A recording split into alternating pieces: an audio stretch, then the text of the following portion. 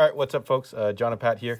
We are doing a deck tune, or modification of the Commander Sneak Peek deck, Sneak Peek or Sneak Attack. Sorry, Sneak Attack deck, and we're going to show you how Pat, for example, would soup this deck up and give you a little bit of commentary on what you should be thinking about when you're doing this type of thing.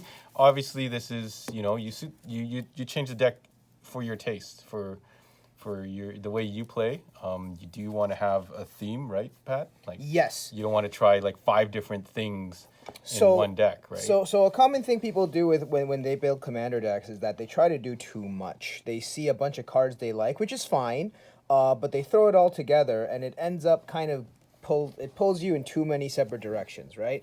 And the thing about this new commander deck, that specifically this one is that came out with Anuan the Rune Thief here, is that his ability can actually do a lot of different things. So for example, if we had opened this box couple on a previous video, and we kind of flip through the cards, and then it's very, very clear they're showing you what you can or what kind of the synergies that the deck wants you to do. So for example, and these are cards directly from the deck, so in the deck you would get a card like Invisible Stalker, which can't be blocked, right? And then the idea is that the deck has a lot of creatures that can't be blocked that you pair with stuff like this, right? Which it says, creature gets +1/+1 for each land, and the point of it is to just kind of hit somebody really, this is like really your hard. win condition, right? This is one of the potential win conditions, which is a bunch of rogues that are unblockable, so you get them through unblocked, and if you're getting them unblocked, you trigger this guy's ability, right? And then, since your guys are getting in unblocked, what you're doing is you're just making sure they hit really hard, right? So this is one of the dealing damage. This is one of the kind of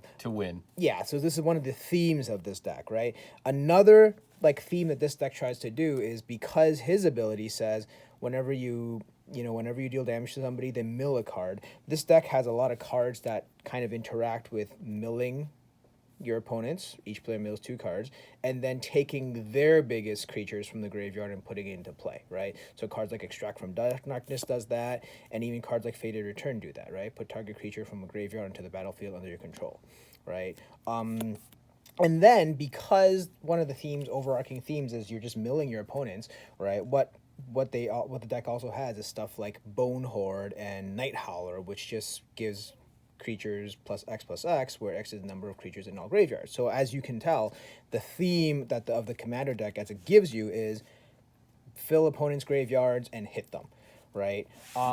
However, I still feel like the deck pulls you in too many directions. So what I'm going to do is talk about some of the replacements from the most recent sets. We're not going to go anything further back than whatever symbol this is for Throne of Eldraine, because couple sets ago. We want to make it easy. We want to make it easy, right? So some of the things that we would want to do is, now, if you saw our last video, you would notice that this deck actually has a lot of basic lands, right?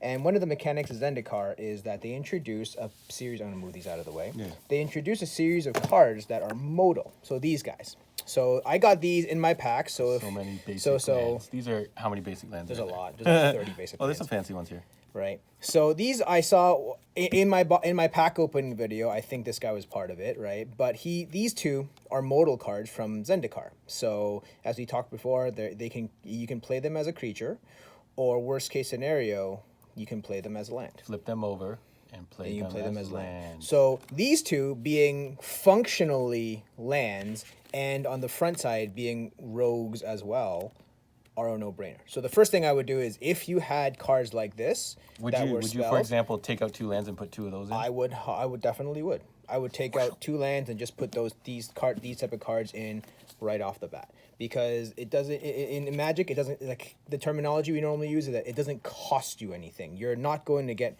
mana screwed or anything like that, because worst case scenario, you have this in your opening hand and you're like, well, it's still a land. Flip these over. I can still play it as a land. Well, you can see it. It's got a little hotkey on the front, or you're going to write it up on your summary card. Which we have some. Which here. So that way your opponent doesn't know. Like, if you're standing there taking a card in and out of your sleeve and looking at the back, then they're going to know what's going on. If you're playing in a competitive environment. This is my glass pool mimic with my terrible writing. Definitely write it a little neater. Yeah, well. So this is what the first thing I would do. Now, So additionally, let's get these out of the way. One of the things I would do is, because when I play EDH decks or commander decks, I like using, I really like basing my deck off of whoever my main guy is. And my main guy is this Rogue Lord. So everything I want to put in are rogues. And I personally really like going down the line of using the combat damage to mill and then dealing damage to them. So what I would do is I would put more creatures that are unblockable, or I would gain benefits for my creatures getting through unblocked. So let's take a look at some of our options. The best card I think is from Ikoria, and it's this. Reconnaissance mission, it's an uncommon. It says whenever a creature you control deals combat damage to a player, you may draw a card, right? So basically, every time your rogues get through unblocked, like our Triton Shore Stalker here, You get gas. you draw more cards. So definitely I would put something like this in. And then I would also put in stuff like a bunch of other rogues that are from the new set. For example, we have Karizan. I don't even know that's real. It sounds like Carrie Ann. Carrie Ann or Trickster. Carrie He's Zang? also, I went to her with Sky High School. Yeah. Merfolk Rogue. He's also a legendary creature, so he could be your commander if you want, but we're not going to go down that route. But he says, return an unblocked rogue you control to your owner's hand. First of all, you don't even need to read the rest of that. The fact that he requires an unblocked rogue and your deck is basically all rogues, that's fine. Right, but however, his text says whenever he deals combat damage, you may put target permanent from that player's graveyard into your battlefield under your control. So that's pretty good too. He steals people's stuff. You're stealing dudes. He's stealing people's stuff. Then I would put this thing in my deck again from the new set. He's basically our old friend Vampire Nighthawk from the original Zendikar, but he's also a rogue, so he just gets bigger, and worst case scenario, he has Death Touch and he can just block for you, right? Then I would also put this rogue in my deck, if you happen to have one. Thieving Skydiver. He's a 2-mana Merfolk rogue, and kicker doesn't matter. What key is you gain control of target artifact with mana cost X or less when you pay that kicker. So basically, you're stealing people's soul rings. You're stealing people's soul rings, and you're stealing people's, which we might have here somewhere. You're stealing people's mana artifacts, which everybody in Commander plays. So things like that. Right. So these are upgrades that I would recommend from Zendikar alone, and just like minor upgrades, don't be huge. If you want to look at some others further back, I would recommend things like this Ghostly Pilferer from M21, who's this hella shiny Ghostly Pilferer. He's a spirit rogue, and it says whenever he becomes untapped, you may play 2, you can draw cards. However, you can discard cards to make him unblockable. So you can discard a card to make him unblockable, draw more cards with combination of stuff like Reconnaissance Mission, and you're constantly gassing up with your unblockable guys, right?